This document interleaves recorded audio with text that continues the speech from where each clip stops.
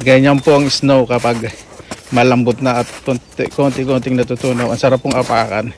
Saka masarap po sa pakiramdam dahil medyo nagwa-warm na po ang temperature.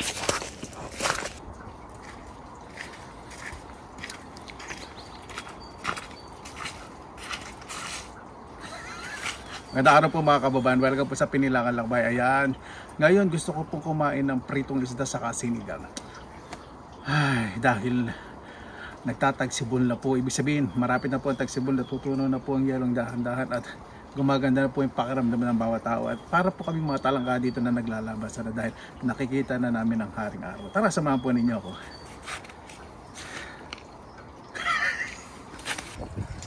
Ayan po ang neighborhood. Diba? May drainage po dito. Kaya dito pag natunaw po ng yelo, hindi po magbabaha dahil maayos ang mga drainage. Hindi yung props lang at kahit buo pa kalsada gigibain na, diba? Hello.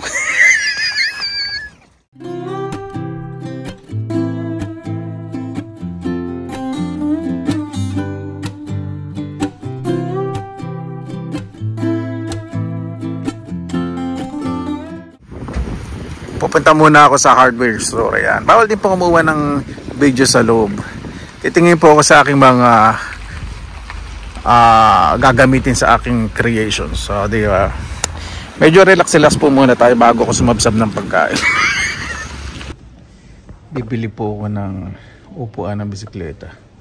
Pero bakit ganito mga shape ng mga upuan ng bisikleta dito? Kasi sira na po upuan ng bisikleta. Wala bang katulad sa Pilipinas. Medyo matubig po ang daanan. Nilalagyan po nila ng buhangin o ng graba yung daanan para hindi po madula sa kartista. Yan, dito na po ako sa bahay. Ito po yung isa sa mga project ko. Tree house. Konting-konti na lang. Maubos na pera ko na. Diba? Sa ako na lang po kayo update kapag tapos na po ito. Luto na po tayo. Ayan. May nakita po ko sa freezer ko. Liempo, prito. Sisigang ko po. O, diba? Parang nalulunod sa sabaw. Ganyan po ako eh. So, luto na po yan. Hindi ko na po masyadong pahirapan ng sarili ko. Lagyan ko na po ng sibuyas at kamatis. Lagyan po tayo ng labanos. Pag bibili po kayong labanos, yung mura para hindi po maugat. Para hindi kayo magsisi. Lagyan na rin po itong siling mahaba. Takpan ko po muna bago ko timplahan. Medyo narinig ko na po medyo kumikimbot ang pagkulo. Lagay na po ako ng konting asin. Lagyan po natin ng maayos.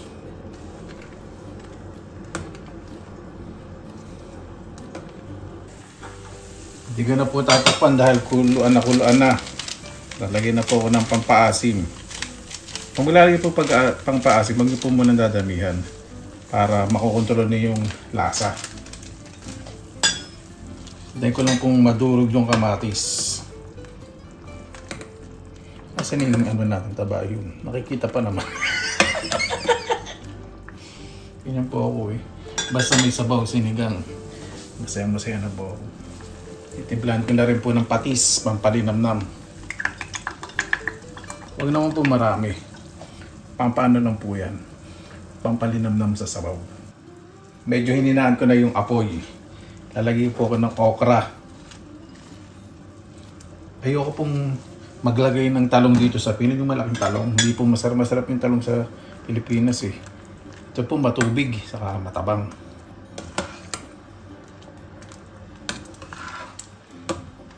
Ito, tatakpan ko po dahil yung okra po natin medyo frozen. Luto na ang ating okra. Lalagay naman po ako ngayon ng spring onion. Okay lang po yung spring onion na nabili ko kahit na medyo may dry o lanta. Basta wala pong bulok na dahon kasi maamoy naman po yun eh. Pwede pa po yun. Laman din yun. Haloyin po natin mabuti. Di ba? Kaya po kabilis. Luto na po ang ating sinigang na sibuyas. Ayan, sinigang na nagulay na may konting liempo. Itong po higanting tilapia, pinagulong ko po sa asin at paminta sa harina para pag pinrito po natin, hindi matalsik. Lagay na po natin, dapat tinaktak nyo po mabuti isda para wala pong excess na harina na umalo sa mantika kasi pag nasunog po yung harina, hindi po masarap na lasa po yung sa isda. Medyo na high heat lang po dapat ang kala na nagagalaw-galawin po ninyo para hindi masunog. Siyempre kung di-fry naman po ninyo, pwede rich kayo, kayo na mayaman sa mantika. Di siyempre may business kayo, di ba? Pag naman niya 10 beses niya na ginagamit yung mantika ninyo, kung may business kayo, hello, hindi naman tanga yung mga customer at malalasanin. Pag isda, karne, hiwalay po ninyo. Saka sasalain po ninyo. Kapag maanta po yung mantika at lumasa sa pagkain, wala. Nakakasira po yun sa customer. Balikan rin po muna natin. Kasi mas maganda slightly golden brown both sides. Tapos mamaya i-golden brown natin. Di ba? Ayan, di ba? Ganda po ng pagkakaprito natin. Golden brown.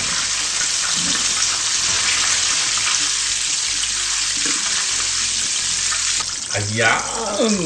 Pwede na po. Golden brown. Ito po yung masarap. Kain na po tayo. Mabuhay! Yan! Maraming salamat na po sa Panginoon. Isama-sama na naman po tayo. Naway, safe po ang lahat. Bago pa tayo sa pasalamatan po muna natin ang Panginoon. Maraming salamat naman po sa binigyan niyo po sa amin. Makikabay po ang mga kabayan po namin sa Pilipinas dahil napakainit po ng panahon. Ganon din po sa ibang mga bansa na mainit ang panahon at hindi pagkakanawaan. Doon din po sa mga bansang malalamig. Naway, lahat po ng may pinagdadaan physical, spiritual at mental ay maging maayos at gumaling po lahat, Panginoon. Kaya nabubahala po sa amin, susurap mo namin sa ilan at saka na nagsusawin. Kaya basta na pa natin. Namangin ko po iced tea. Malamig na iced tea.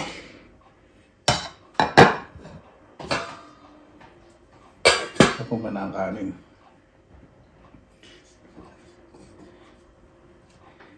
Pilipinas po kahit na anong init ng panahon, nagsasabaw pa rin tayo, nagkakape. Ito po kasi sa Finland, pag nagkakape po sila, kung di ko kakainan kasama tinapay o may mga sweet pastries o rolls o ice cream matamis, cookies. Nagulat nga po sila kasi nagkakape ko tapos kumakain ako ng kanin.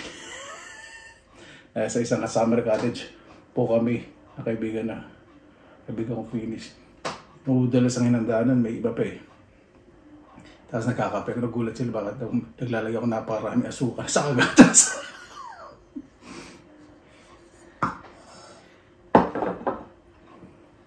Tayo ng sabaw. Ay naku. Ang aking ultimate na favorite.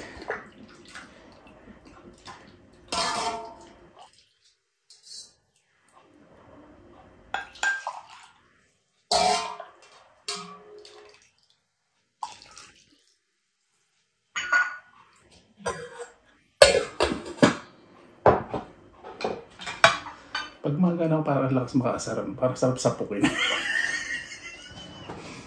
Hindi. Cute lang talaga. Diba? Mainit pa.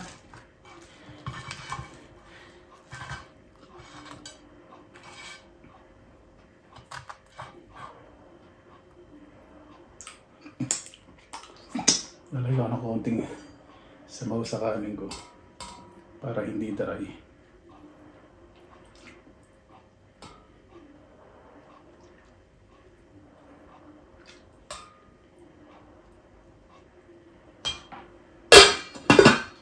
Ang bilis po ng panahon. Next month, May na.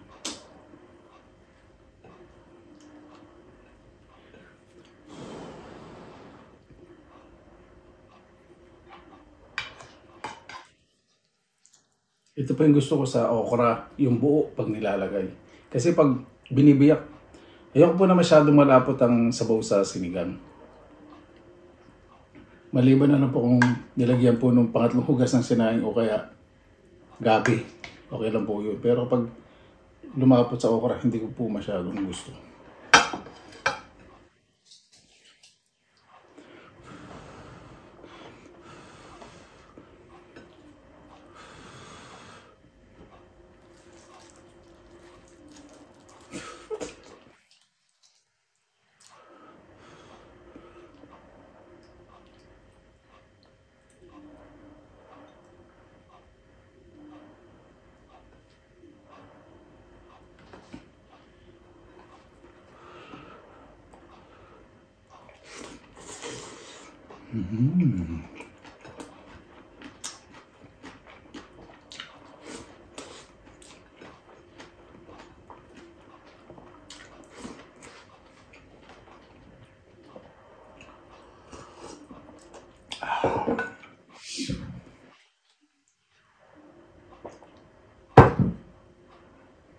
At ito.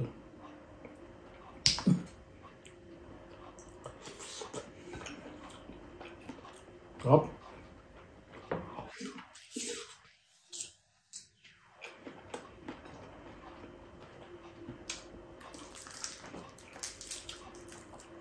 Ito yung palikpik medyo crispy ito sa bandang labas.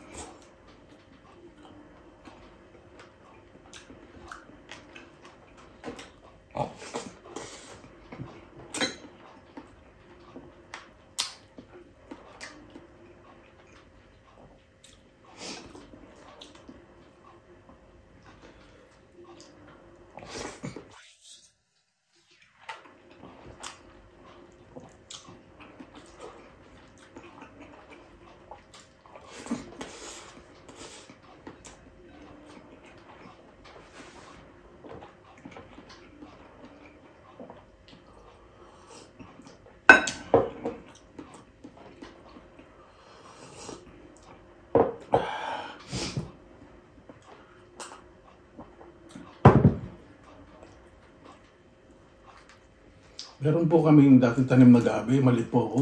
Maliit po sa bilog. Pag tumutubo, medyo kulay purple yung dahon. Pero maliit lang, hindi masyadong malaki. Tapos kapag tatag-araw, hinukay namin, tapos lalaga. Tapos yung balat medyo mihiwalay. Sa mga taga-Bicol, ano nga po, ano po bang klaseng gabi? Maliit lang po sa bagay. Yung dahon medyo mapula-pula, medyo purple. Tapos yung naman niya dumadami, bilog. Tapos pag nilalaga medyo humiwala yung balat. Yung po yung napakasarap sa sinigang. Wala po nakikitang ganun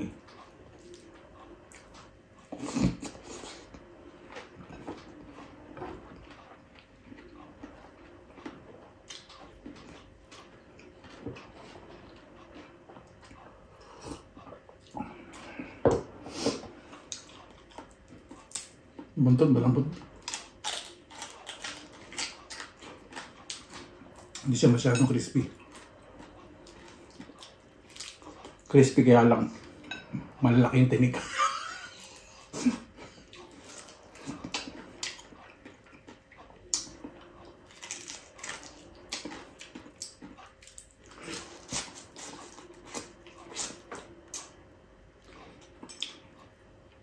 Pag kumakain po ng isda, ito po yung mga paborito ko, yung mga palikpik.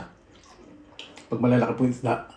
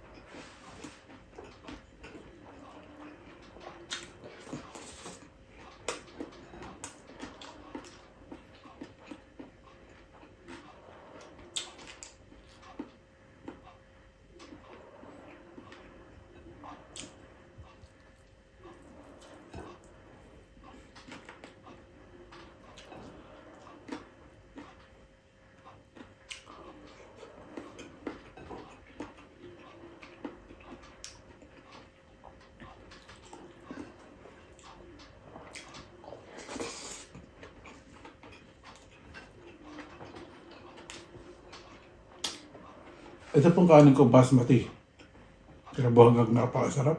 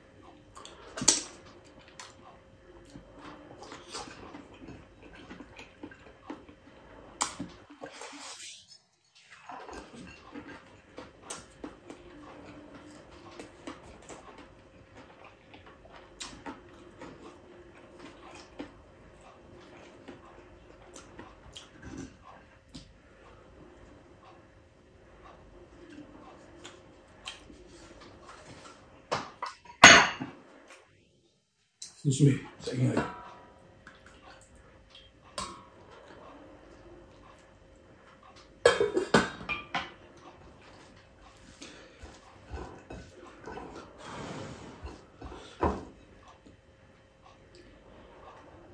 Alam niyo po ninyo pag nilutong sinigang, kahit konti yung karne, dinadami ako sa sabaw.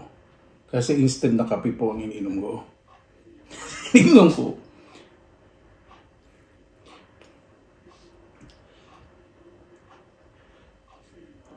Natin ito sa patis.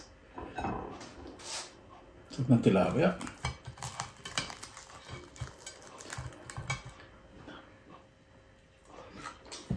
Malasa.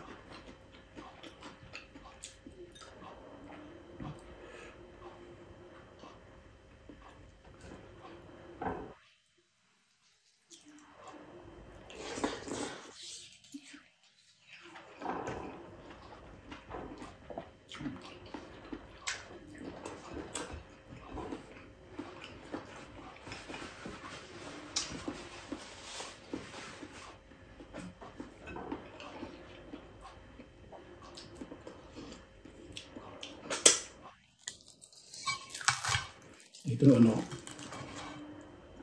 belly ng tilapia. Diba?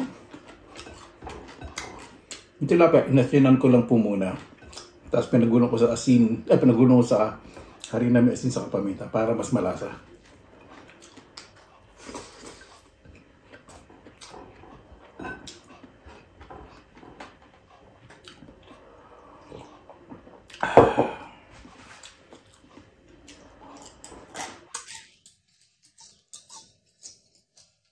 Pritong isda sa asin ng partner na partner talaga.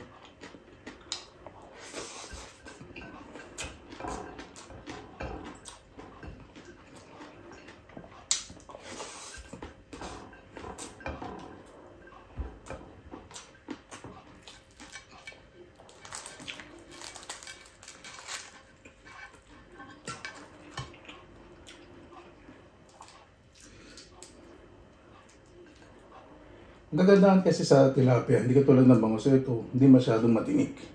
Pero mas masarap ang lasa ng bangus. Pero depende naman sa kumakain.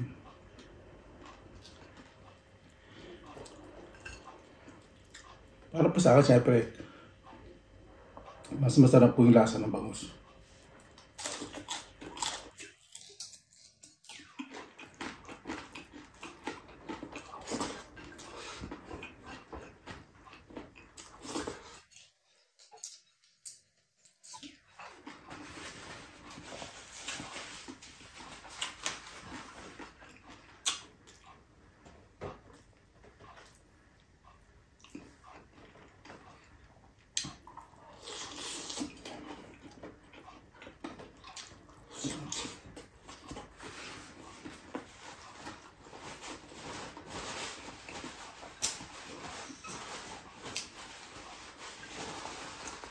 Meron pa po dito sa shop na talagang napakalang tilapia. Hindi po ko po kasi mapiprito eh. Nakalaki oh. Ang laki.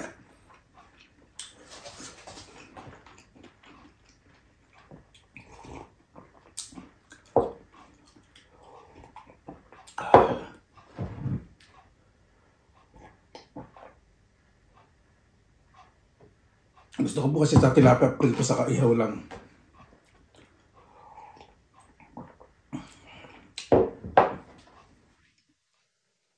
Ano po, bago tayo magtapos, pasalamatan po muna natin ang Panginoon.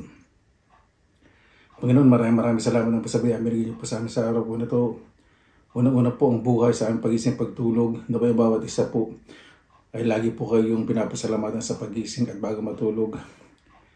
Sa pagbubukas ng araw at sa pagtapos ng araw, sa mga pagsubok at aral po ninyong binibigay, biyaya. Lahat po, Panginoon. Kayo na po bahala po sa amin. Sinusuko na po namin sa inyo lahat sa kalan na Jesus. Amen. Excuse me. Ano po, maraming salamat ang pasabihan. Tama, biyaya. Maraming salamat lang po sa inyong oras na hindi lang sa pinilang lang. Basta lagi po tayong positive vibes, good vibes. God bless, ingat po lagi, magandang araw. Laban lang.